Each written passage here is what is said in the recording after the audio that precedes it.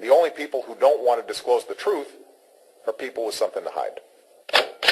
Again, another twist and turn in who is the 44th President of the United States, Barack Obama. Without further ado, ladies and gentlemen, I'm a huge fan. Please say good morning. Welcome back to 710 KNUS. Jack Cashill joins us. Good morning, sir. Thanks for doing the show again this morning. Yeah. Hey, Peter, my pleasure. Anytime. Well, now you've had a chance to look at all this, quote, new documents, the 68 Ansaturo's 68 app to extend the passport and the rest of this stuff, and the appearance of this new name, and then this video that was put together this weekend is fabulous. We have it up, 710knus.com. Jack's with American Thinker. He's the guy that broke the code on Dreams from My Father, which he obviously points out is quite overwhelming, that book was written by Bill Ayers, not written by the president. So where do we go and what do we do with all this this latest stuff, Jack? Well, it's a question of, I think, of someone finally connecting all the dots, and they're out there to be connected. The question is, sometimes it's so tempting to connect dots that seem like they ought to be connected, but may not be related. Like, for instance, the death of Loretta Fuddy, which is, if you were writing a novel, it would be perfect, Oh, yeah. But in real life, Loretta Fuddy, by the way, is the Department of Health's Hawaii person who was drowned or died of arrhythmia, allegedly, in this plane crash. She was uniquely deceased. It's right out of the Clintons' playbook, isn't it? It really is. It certainly seems that way. It has a Ron Brown taint all about it, and yet, if you're being serious about your investigations into this sort of thing, as tempting as it is to link it, you can't do that, without knowing for sure. I agree. Because when I look at something like that, I say, okay, how could they have possibly planned this, and who could possibly have executed it? And it strikes me as unlikely. Yeah. That much said, it does, it does shine light on this whole, this whole phenomenon that, of her relationship to Ann Dunham and to this clown back in Indonesia who looks spittingly like Barack Obama. But I thought, we've been looking at Frank Marshall Davis's mug since Joel Gilbert did his film. And then all of a sudden, there comes a curveball, throws the deuce, and this guy looks like him. So that's got everybody in the Internet talking this morning. But I love the Subbud cult. What do they believe in Subbud? Well, it's hard to figure that out. And they make it sound very benign, Basically, they seem to believe that, it is, although it's something, even though Mr. Subbud, Master Subbud, whoever Chief Subbud was a Muslim, this is, it's not an Islamic religion. And I'm not even sure it's a religion as such. It seems like more like one of those kind of cults you'd find in California, like I Ching or something. What was Scientology? It would make you feel good. Yeah, that's Scientology. Yeah, they're buying big. But and as much as I read about it, I still have a very hard time trying to figure out what it is. It's it has a Scientology kind of ring about it. I think so too. Yeah, I do. That much said, the connection. You keep seeing these names appear in the connection. Like, okay, so they all get alternative names apparently, and which brings us back to Soebarkah, the name that was on that passport application, and that still, to my knowledge, remains. I haven't seen a convincing explanation of where that name came from. This, by the way, is how the name that was applied to a young Barack Obama by his mother on the passport application, and then was crossed out for a variety of reasons. And I've seen different explanations for that. What do you buy? Which one do you buy? These different. The one on the film, on the video, makes a lot of sense. That maybe he didn't have any birth certificate at all, and the mother's trying to find a way to get him one or whatever it was. But boy, there's a lot of curveballs in this, isn't there? Yeah, I would say, there was an excellent article in American Thinker last Wednesday by a fellow who I wasn't aware of until he wrote the article. And he's an associate professor at California University, which means, A, he has tenure. We had him on a radio show. We talked to him on Friday. Yeah, he's a PhD. He's got his, his ducks are in a row. But I thought his thesis was the most compelling I've seen so far as to why they would go to the trouble of concealing and presumably forging a birth certificate if, in fact, Obama was born in Hawaii as claimed. And that is, as I'm sure you talked about on Friday, was to protect or to shield the public from the knowledge that Obama had been adopted and became an Indonesian citizen.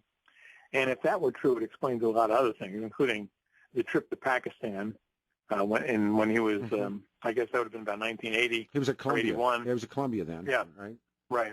That was between sophomore and junior years. And a trip that he never mentioned anywhere ever until 3 weeks after his passport files had been purged by an employee of Brennan, the guy who's now the head of the CIA. Yeah.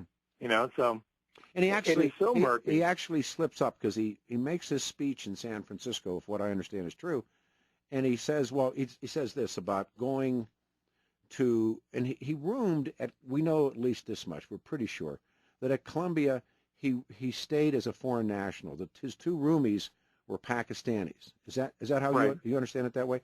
Yes. So, yeah. And as according to people who were there at the time, say that the university had a policy of taking foreign kids, foreign nationals or foreign-born, and they lived together.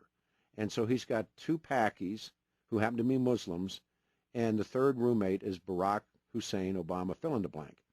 And they all live together.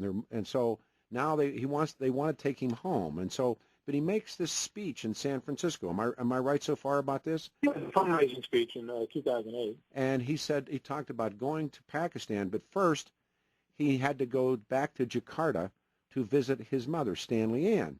Well, they time-framed that, and Stanley Ann was no longer in Jakarta. She was back in Hawaii, had been back in Hawaii for quite a time.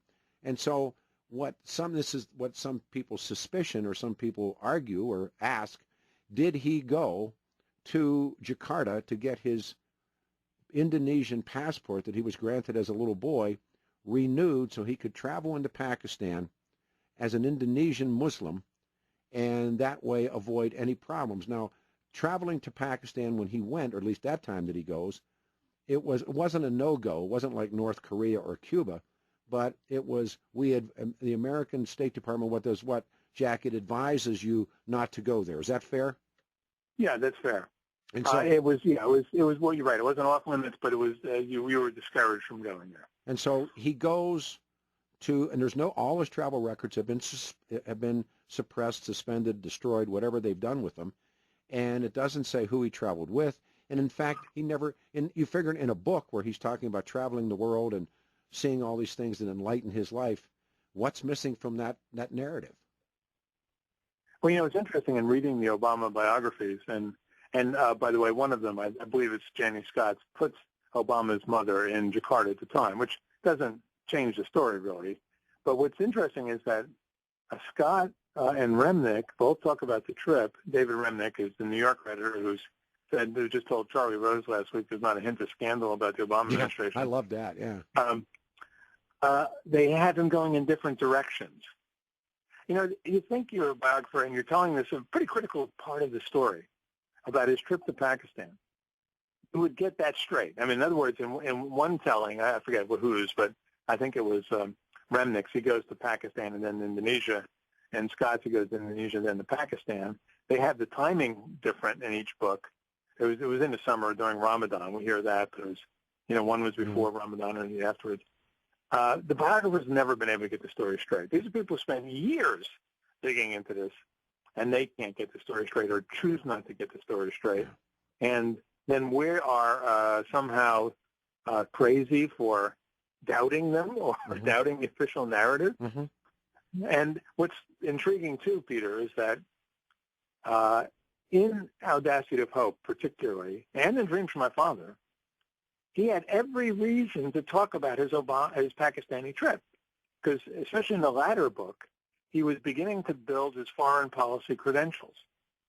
And part of his strategy on the campaign tour during the primary season was to show that his international experience was comparable to Hillary's, if not superior, because he had a boots-on-the-ground kind of feel for it.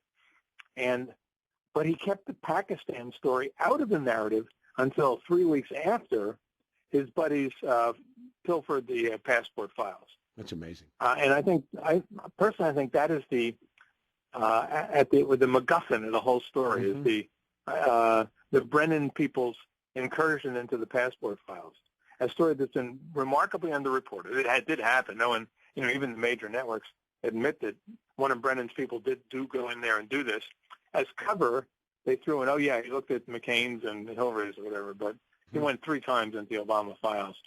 And that's where I think they had to get that, make sure that that passport record was straight before he could start talking about his Pakistani visit. Yeah. I don't know. We spoke with Jerry this morning, obviously with you. We spoke with Joel Gilbert. We've spoken with Kistner. We've talked to all these different people. Everybody arrives sort of at the same place that begins with, I have no idea how this fits. I have no idea what this does to the narrative, but it certainly at least changes it somewhat, or it fortifies or shores up sort of some of the original or early questions. Is that fair, Jack? The only people who don't want to disclose the truth are people with something to hide.